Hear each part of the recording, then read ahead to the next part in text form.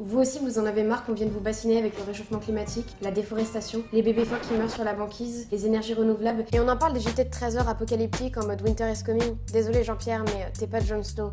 Garde tes sujets sans ton, c'est plus ton rayon.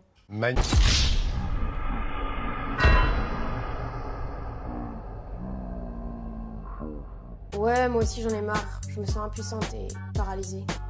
Du coup, je vais changer de sujet. Ah vas-y, je déconne. On ne rigole pas avec le climat et les énergies renouvelables, ok? Non, c'est vrai que je me sens impuissante et finalement on se sent tous un peu impuissants. Mais c'est pas une raison pour essayer de faire du flouze en terrifiant les gens, genre avec du climate porn et du sensationnalisme écolo. Pour la petite anecdote, le 8 août 2016, l'année dernière, la Terre avait utilisé toutes les ressources naturelles qu'elle était capable de produire en un an. Et cette année, ce sera pire! Est-ce que vous pensez qu'on va pouvoir vivre à crédit indéfiniment? Et quand on aura dépensé nos ressources en 2 mois, on fera quoi? Mais bon, au lieu de s'énerver, on peut parler des solutions concrètes qui sont en train d'être développées. Hein. Je sais pas moi, par exemple, on pourrait parler des villes vertes, hein, qui sont propres et qui fonctionnent aux énergies renouvelables. Incroyable, non? Sinon, on peut aussi s'intéresser à la manière dont le numérique appuie sur la transition énergétique. Ouais, non, ok. Mais bordel, on est tous concernés par le réchauffement climatique, climate change en anglais. Et n'en déplaise aux climato-sceptiques. Ouais, les climato-sceptiques, ça existe. Hein. En gros, c'est les mecs qui pensent que tout va bien. En fait, ils voient pas que les Californiens sont tous desséchés comme des oranges flétries au soleil à force de rouler en Hummer. Ça se dit So you wanna be a player, but your wheels ain't fly. C'est ça, ouais. Make America great again. On en parle quand San Francisco sera sous les eaux, hein. Bref, revenons-en à nos moutons. La situation est grave. Trump a quitté les accords de Paris. À cache-cache, Trump, c'est le mec qui ferme les yeux et qui croit qu'on ne trouvera pas. Mec, le réchauffement climatique, ça fera pas brûler tes graisses. Hein. Et les promesses de la COP 21 ont pas vraiment été tenues. Mais bon, il paraît que c'est notre génération qui va sauver le monde. C'est un peu de la procrastination, non? Genre, nos parents étaient trop busy pour s'en occuper. Du coup, ils se sont dit que les jeunes sauraient quoi faire. Eh, tu lis quoi, là? Rien. Normal. Y a pas marqué Kirikou. Ok? Genre, on va sauver la Terre. En fait, on va sauver la Terre puisqu'on doit sauver la Terre. Du coup, on n'a pas trop le choix si on veut pas tous finir comme dans Wall-E. Mais du coup, avant de réfléchir à d'éventuelles solutions, il faut un peu voir ce qui nous attend. L'augmentation des températures moyennes à la surface de la planète pourrait atteindre 4,8 degrés Celsius à l'horizon 2100.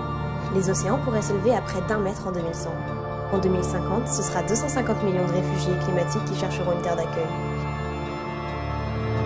Alors, on kiffe ou on kiffe pas? Mais no stress, je suis là, j'ai pensé à quelques solutions. Bah déjà, on pourrait créer un emoji climate change. Comme ça, par exemple, pour draguer une meuf, tu peux lui dire tu me fais fondre sur Snapchat. On peut également créer un filtre apocalypse. Ou alors, on change tous nos photos de profil Facebook avec un petit filtre vert, comme ça fait un peu écolo, genre on fait attention. Ou enfin, on crée un hashtag. On tweet tous dessus. Hashtag je suis effet de serre. Ou je suis bébé phoque. Ouais, mais sinon, il existe de vraies solutions. Et c'est autre chose que nos petites actions digitales complaisantes et déculpabilisatrices. Les mecs, vous ne faites pas avancer le schmilblick. Le schlimblick. Alors que c'est capital de faire avancer le schmilblick. Le bordel. Non, par exemple, il existe de vraies solutions. Genre t'as les smart grids, des objets connectés, des objets intelligents. T'as par exemple le nouveau compteur Enedis, Linky. La transition énergétique, la transformation numérique et les smart cities. Des villes intelligentes. Ça vous dit rien? Ouais, moi non plus. Je connais pas. Et du coup, je me suis dit que ce serait une démarche sympa de pouvoir aller rencontrer Nicolas Hulot et lui poser quelques questions. Mais vu que lui aussi était trop busy, je suis allée rencontrer d'autres personnes. Il y a un des dirigeants du groupe Enedis et plein de jeunes startups. Et ces startups-là proposent de vraies solutions pour que nos enfants ne vivent pas dans un monde à la Mad Max. Je m'appelle Benoît, j'ai 29 ans, j'ai créé Expeddigit, une startup spécialisée dans les objets connectés il y a 3 ans maintenant. On est basé à Lille et à Rennes. Hi, Paper! Please help me to improve your experience by answering one question. J'ai pas compris. Je suis le président du directoire d'une société qui s'appelle Enedis, qui est l'opérateur national des réseaux de distribution d'électricité. Est-ce que le numérique peut accompagner justement la transition énergétique? Le numérique, dans une entreprise comme la nôtre, c'est d'utiliser vraiment toutes les technologies au monde, participer à l'émergence de nouvelles technologies pour rendre nos réseaux électriques vraiment de plus en plus dynamiques, capables d'intégrer des énergies renouvelables, permettre aux clients de jouer sur leur consommation, permettre aux producteurs de photovoltaïque de jouer sur leur production. Qu'est-ce qui vous révolte aujourd'hui? De manière générale, le manque de prise en compte de l'impact environnemental de nous en tant que citoyens et également le manque de considération que peuvent avoir certaines entreprises. De telle façon que, on va dire, ce système tous ensemble avec l'innovation qui est ici, on contribue effectivement au développement des renouvelables et donc on participe aux enjeux climatiques de l'Europe et de la planète. Pour une conne. Oops, you can use my tablet to answer. Lancez-vous, créez votre boîte, devenez acteur de ce projet-là et essayez de changer les choses. Je vais adresser un message qui n'est pas par un tout jeune, mais qui est par... c'est Al Gore qui l'a dit lors de la COP 21 qui s'est déroulée à Paris, qui a été un grand succès national.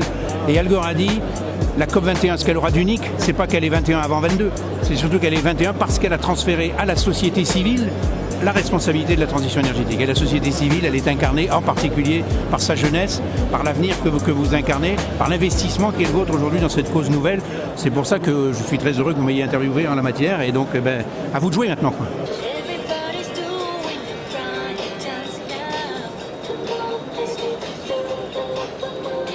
C'était ma première vidéo sponsorisée. En général, je fais la curation des annonceurs avec qui je travaille. Là, en l'occurrence, Enedis m'a contacté pour un sujet que je trouvais cool. C'est un enjeu d'aujourd'hui, un enjeu de demain, c'est un enjeu qui nous concerne tous, le monde entier. Et c'est en partie pour ça que je suis allée voir le Dalai Lama il y a pas très longtemps pour une interview, mais ça, c'est pas encore sorti et ça va bientôt sortir. Et voilà, et je pense qu'on devrait tous faire attention à notre planète comme on prend soin de nos téléphones.